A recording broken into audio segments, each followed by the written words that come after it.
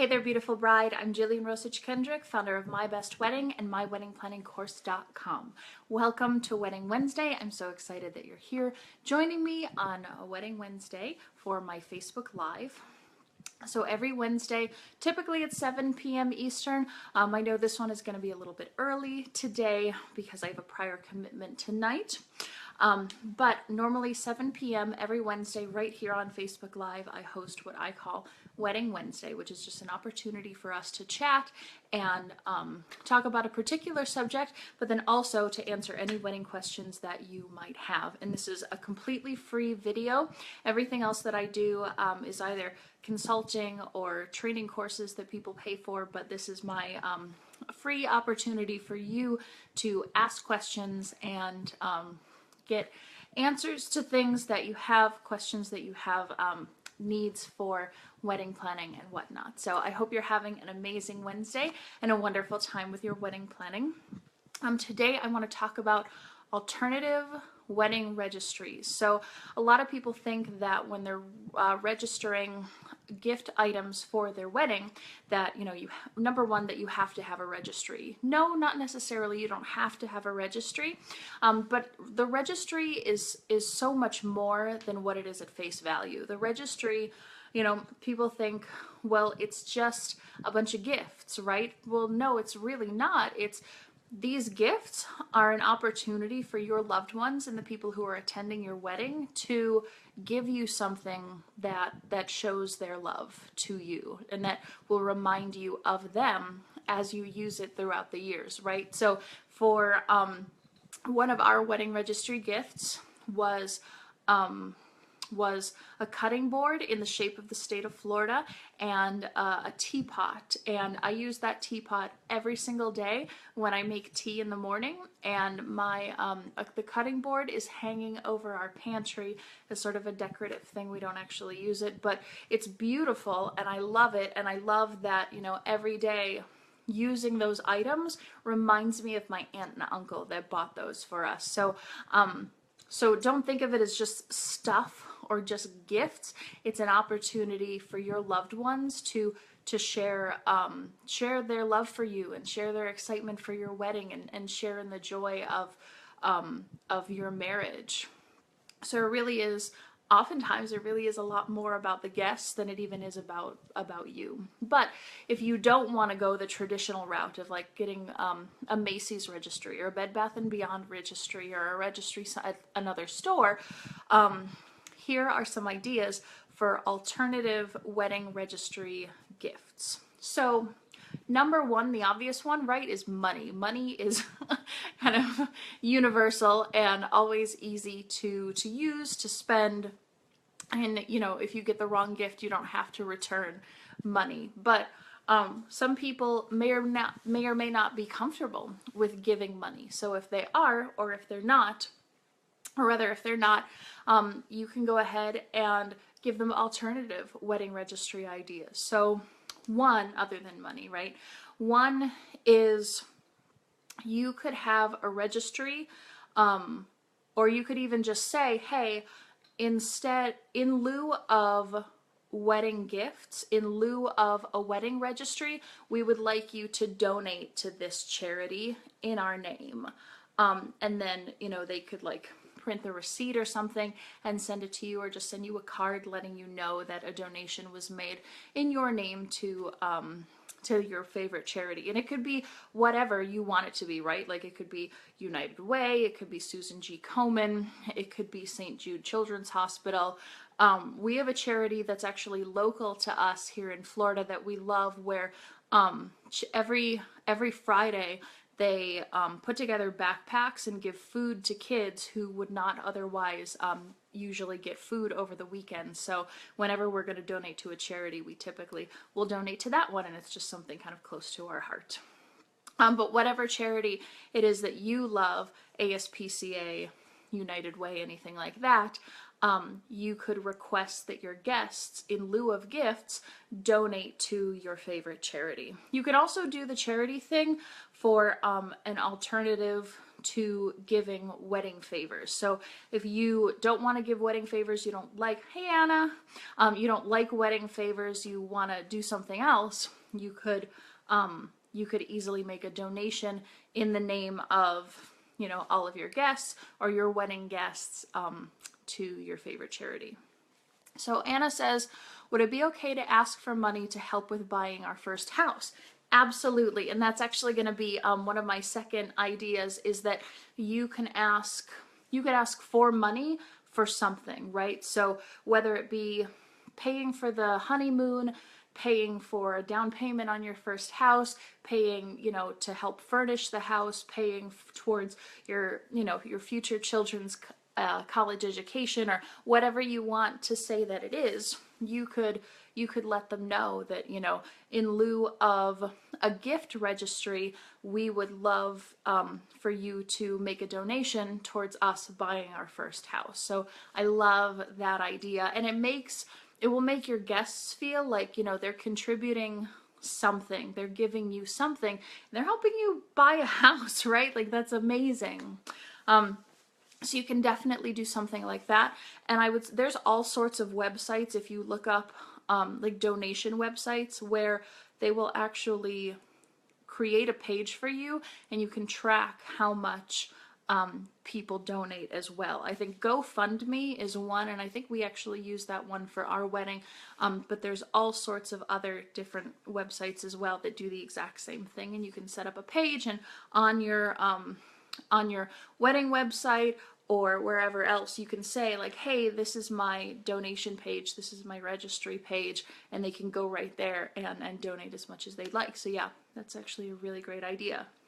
Another alternative is if you want them to donate towards specific things. So say, you know, my husband and I didn't have a ton of stuff on our registry, but we set up a GoFundMe for our honeymoon, and we set up little things like donate $20 for us to have a drink at this particular bar that we wanted to go to, or donate $50 for us to have a romantic dinner on our honeymoon, or donate $100 towards our honeymoon cruise, or you know, whatever it might be. You can set up, you know, like I said, drinks, breakfast, lunch, dinner, like if you're doing like scuba diving or some kind of a fun activity on your honeymoon, you could have them donate towards that as well. It's just kind of a fun thing that rather than just giving money and saying, okay, here's a check, they're actually donating towards, or they feel that, right, you don't have to necessarily earmark that $50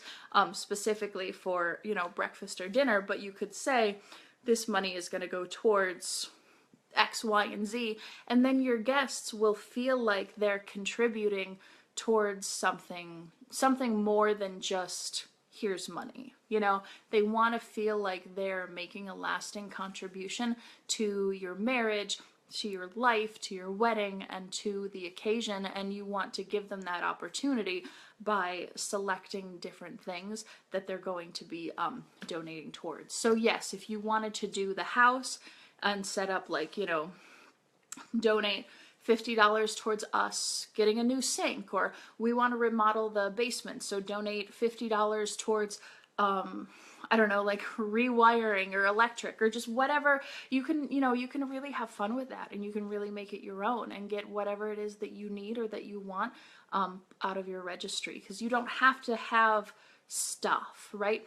And I would recommend when you're looking into the donation registry, or you're looking into like a GoFundMe or like a money registry of some sort, definitely have variations on like a wide price range. So have everything from, you know, 10, 20, 25, 30, 40, 50, 60, 75. Have a huge price range, like up to, you know, $100, 125, 150, 175, 200, 250, 300, etc. So that whoever it is can donate as much money as they would like as well. So that's a good idea, just to have that variety also. So yeah, Anna, thank you very much for your question. Very good. And Anna, since you asked a question, let me grab one here.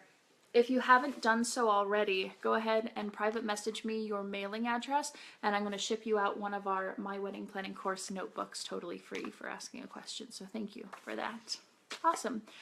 So that is really the biggest thing with wedding registry, is that you don't have to have stuff, right? When my husband and I got married, we were both older, very well-established professionals.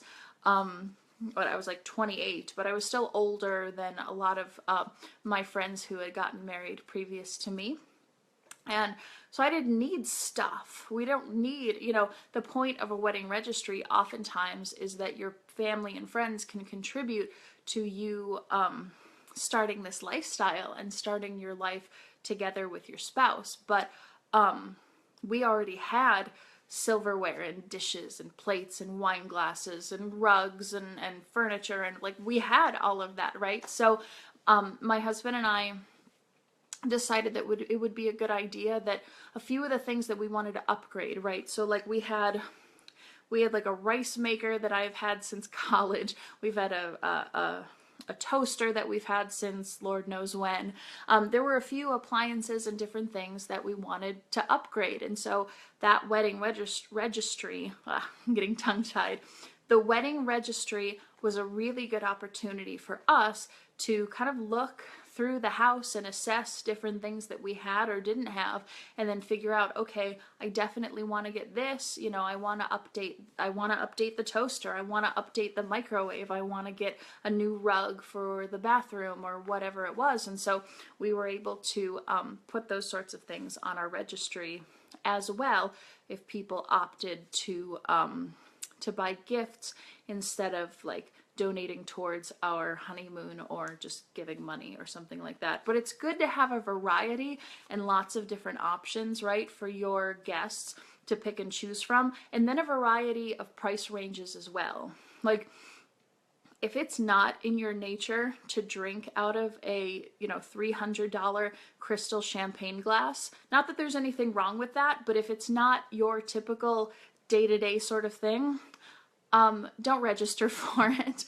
I cannot even tell you, like, my husband and I went to a wedding probably about 4 months or so before ours, and it was a younger couple. I think she was like 20 or 21, he was 21, 22, and they put on their registry all of this like ridiculously expensive stuff, and my husband and I just kind of sat there going like, we can't afford this. We could buy them like half at $300 a piece. We could buy them like half of one wine glass, so be realistic. Don't put things that have a variety of price ranges on there, but don't put anything that you wouldn't buy for yourself, right? So don't put a $300 crystal wine glass on your wedding registry. Just be realistic about, your budget, your guest's budget, and the price ranges that you're choosing as well. So Stephanie says, so if I register for a few items and then we would love to splurge on a honeymoon, we've lived together for 6 years. Exactly. My husband and I lived together, I think, for 5 years prior to getting married. And so, like I said, we already had all of the household appliances. We didn't really need anything. So yeah, we did the exact same thing. We went to Bed Bath & Beyond, we went to Macy's, we registered for maybe like 20 things, and then the rest we put on a GoFundMe as like a honeymoon registry, and people paid towards like drinks one night, people paid towards us having dinner one night, us having breakfast one night, a massage, a snorkeling excursion or something like that, because we did a cruise. But you can definitely do that, and again, just make sure that you have a good variety of things and a good variety of price ranges as well, and that you're putting the word out.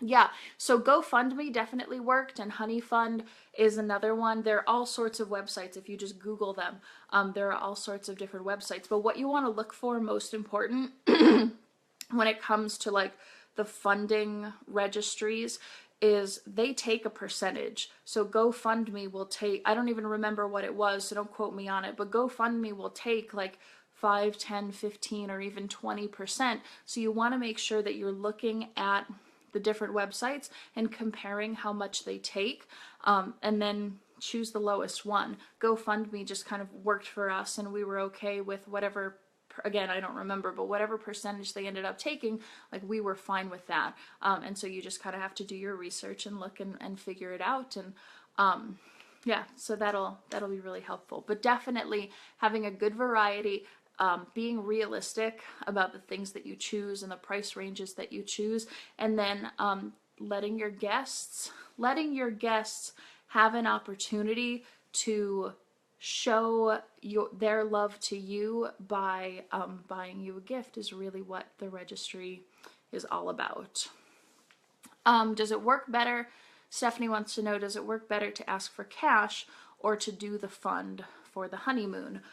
That depends on your, like, how well you know your friends and relatives. So if you think that, like, if you have a lot of older relatives that are coming to your wedding and they're not so internet savvy, you might want to just ask for cash, right? Because that's going to be easier for them. But if you have a lot of younger people, more internet savvy and technical savvy sort of people that would like to donate towards a honey fund or a GoFundMe or something like that, then that's definitely an option for you. You just kind of have to choose what is going to be the best option for your guests, or even have both. Like we had both. We got a variety of gifts, cash in cards, checks written in cards, and then some GoFundMe stuff that people used for like our wedding shower as gifts as well. And so I'd say have a variety, but it really depends on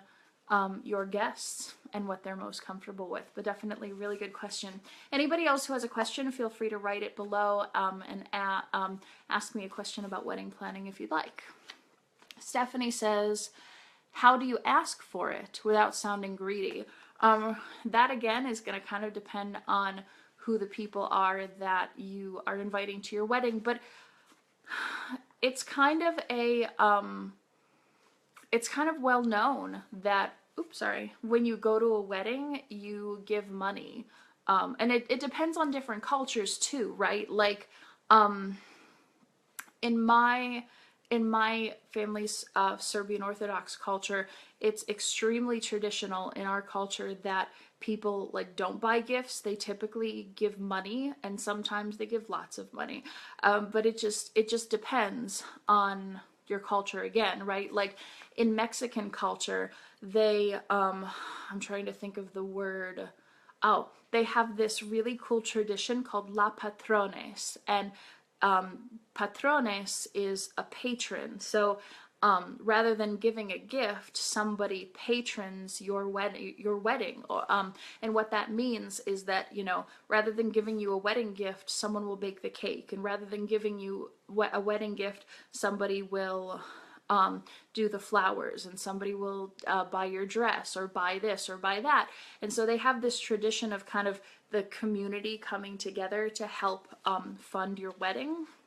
And that's just what they do. So you kind of have to look, you know, with like your family background and just kind of see what is traditional for you for that.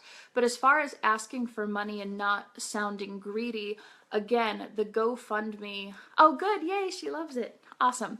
The GoFundMe is a really awesome way for you to say, hey, when we're on our honeymoon, we really want to go to dinner. We really want to have breakfast in bed. We really want to, you know, go on a skiing trip or a snorkeling trip, or we want to visit this, you know, beautiful building. And you can put money towards paying for the tickets, paying for the dinner, paying for drinks, paying for whatever. And that's kind of a less like forward way of saying, hey, we just want money, right? But that's another idea. And it's really cute. Like, I had so much fun on the GoFundMe site, just thinking through, like, we went on a cruise, and so I thought through, what do we need on a cruise? Well, we have this, well, we have that, and blah, blah. And I was able to, like, get pictures off of Google Images, and so whenever I requested, like, you know, $50 to eat dinner one night, and I would go and find like a really pretty picture of like a fancy dinner and put that on there. So then people, your guests, when they go to look at the Honey Fund or the GoFundMe, they can see those pictures and they can visualize that's what they're buying, that's what they're giving for you. And then again, it's a little less forward, it's a little more passive with asking for money. And so Stephanie asks again, do you label each thing? We're going to Italy. Ah, I love Italy. Venice is gorgeous. Would you label everything like money for dinner, gas, rental car, etc.? I would. I definitely would, because again, it's an opportunity for your guests to kind of give you something, and since they're not giving you gifts, you want to give them an opportunity to like kind of see what they're contributing towards. Who was it? Anna, I think, asked about contributing towards a house. Well, a house is can be many things, right? A house is plumbing and electric and you know, buying the actual house, putting in carpeting, putting in furniture. So you could itemize it that way. Or if you just want to say, you know, like, we're trying to collect, I don't know, $10,000, $20,000 for you know, helping us to buy a house, you could definitely do that too. But it's just, to me, it's a little bit more fun when you itemize it and you list out those things, because then it gives the people a variety. It gives them a different price range as well. But it really is up to you and what you think is going to be best well received by your guests. If they don't want to itemize and they don't want to read a thing, they just want to pay however much money towards your trip to Italy, then, you know, that's up to you. And then she asks, how far in advance do I post the GoFundMe? Our wedding is in September. Registries should typically be done within, with like, if you're getting married within a year, they should be done like 2 to 3 months after getting engaged, because you make like an engagement announcement and then people will start buying you bridal gifts, wedding shower gifts, bachelorette gifts, actual wedding gifts, and so on and so forth. But if your wedding is in September, I would say do it now. Do it at least by February, if not March at the absolute latest. But definitely get it done sooner than later. So really good question.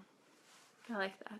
Anybody else who has a question regarding registries or anything else to do with wedding planning, you can go ahead and type it in. And welcome again to Wedding Wednesday. This is an awesome conversation. But yeah, definitely, like, I love that you're going to Italy. That's so cool. I've been to Rome, Venice, Florence, Tuscany, and that might have been it. But it was amazing. Best trip of my life. I loved it. Okay. Alicia, you never told me last week whether I pronounced your name right or not, so I still want to know. She says, I really like this idea. My fiance and I already have a house, but we could use some help and cash to fix up our house. Exactly. My husband and I were in the same boat. Already had a house, already had all the appliances, just needed, you know, let's renovate the basement. Let's create like a baby room. Let's do something else. And then you can ask for money towards that. Exactly. Love that. Stephanie also says, this is going to be fun. Yes, exactly. Make it fun and you'll do awesome. Do I post it on Facebook or in the invitation? We're not doing save the dates. Okay. If you're not doing save the dates, when are you sending out your wedding invitations? Because save the dates, or if you're not doing save the dates, are you at least going to like send an email or make a phone call to all of the people that you're planning on inviting so that they can make arrangements and know when your wedding's gonna be. She's sending, okay, so Stephanie is sending her invitations out at the end of June, which is really good timing for an invitation, but you need to let your guests know that they're going to be invited. Friends and family know the date already. Everybody. right? Like all of them, every single one of them that you're going to invite, they already know the date, yes? In that case, if they do already know the date, I would say you could put it on Facebook if you want. It depends. Like, do you have a lot of people on Facebook that are going to be attending the wedding? If not, if you have a lot of people on Facebook that aren't going to be invited to the wedding, I would stay away from the Facebook thing so that you don't piss people off that they didn't get invited to your wedding. But if you have a lot that are, then you could use Facebook, or you could private message them pretty easily. I would also set up some kind of you're going to have to let them know somehow, right? So whether it be a phone call, or you can write them all an email, or in conversation you can let them know, or let core people know in your family, right? Like let your parents know, let his parents know, so that you have a not website. Okay, perfect.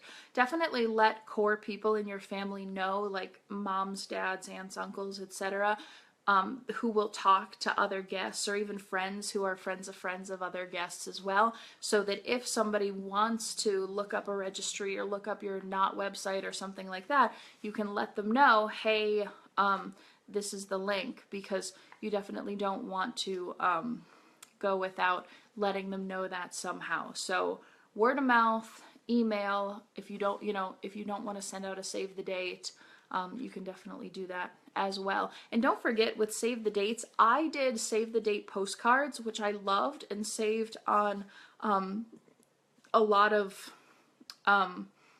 like extra shipping cost that I didn't need to spend, and that was a lot of fun. But it's just kind of nice to know. Do you put where registered on the invitations? You can. Yeah, you definitely can. So I wouldn't, like, let's say this is your actual invitation. I wouldn't put it on here. I would create like a separate piece of paper that was, the same cardstock or whatever that you're using for your wedding invitations. Or I would have just, we ended up printing out a bunch of like little half sheets with info and directions and all of that in our invitations, and we slipped those into the envelope with our invitation. So you don't want to put it on the actual like formal invitation. You can, but I wouldn't, just to be a little more formal and proper looking, I wouldn't. But you can easily create like a quick half sheet or like a quarter sheet of printed paper. I'm like looking to see if I have one, and you can create something like that and slip it in there and very easily let them know, we're registered at this place, that place, here's our not website, here's our honey fund URL, and things like that. So I hope that helped. That's a great, really, really good question, Stephanie. Awesome. So I hope you all have an amazing Wednesday. I'm going to take off here and get some more work done, but love you all. Thank you so much for joining me on Wedding Wednesday. Thank you for your questions and comments. Don't forget, tomorrow night on Thursday, I'm actually having an encore of Wedding Wednesday, since I couldn't get on tonight for the actual Wednesday. We're going to have Wedding Thursday tomorrow night, and you'll be able to ask questions on there as well. So hope you have an amazing day, and I will see you soon. Bye, guys.